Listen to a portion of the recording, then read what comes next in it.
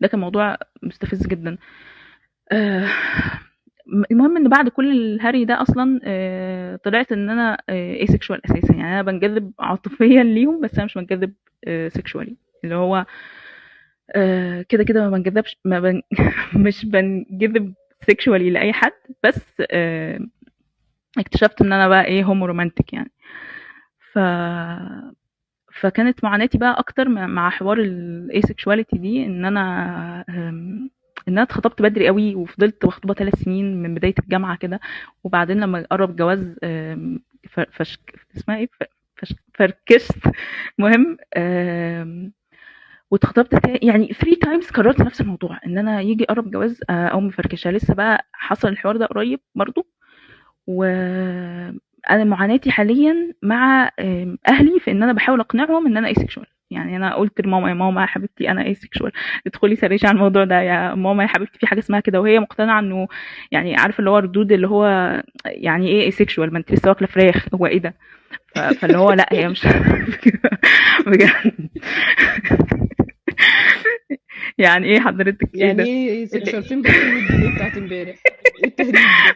بالظبط فاهم. فاهم انه بجد الموضوع هي مش مقتنعه بيه، هي مش مقتنعه في حاجه اسمها كده. فاللي هو يعني حتى قريب كانت خديجه عامله روم مع دكتور سيجموند، فهي انا مشغله الروم بصوت عالي وقاعدين بنطبخ انا وهي، فبعدين هي بتقول لي هي يعني سامعه ان هو بيجي له اسئله وان هو دكتور نفسي وكده، فبتقول لي اساليه قولي له بنتي كل شويه تتخطب ولما يجي يقرب جواز تقوم قايله انا لا جنسيه وكلام فاضي وهبل بتقعد تقوله ومش عارف المهم ايه. فانا بعت الكلام بالظبط زي ما هو على تيلينم، وخديجه قرأته لدكتور سيجموند، ام دكتور سيجموند ردد وقال لها هو حضرتك اللي محتاجه علاج نفسي تقريبا. اللي هو سلام سلام يا كان طنط احراج جدا. سلام. والله اتحرجت جدا صح، صعبت عليا. anyway فانا معاناتي حاليا في الموضوع ده ان انا بحاول اقنع اهلي بانه يا جماعه معلش انا اسفه بس يعني جيس وات في حاجه فعلا اسمها asexual. آه بس فانا هي دي معاناتي بصراحه، وماما مقتنعه انه لا اصلا ما فيش حاجه اسمها كده وانه عادي، دي حاجه عاديه ما كل البنات كده. هو انت عبيطه وانت عايزه تنبسطي بالسكس انت في ايه؟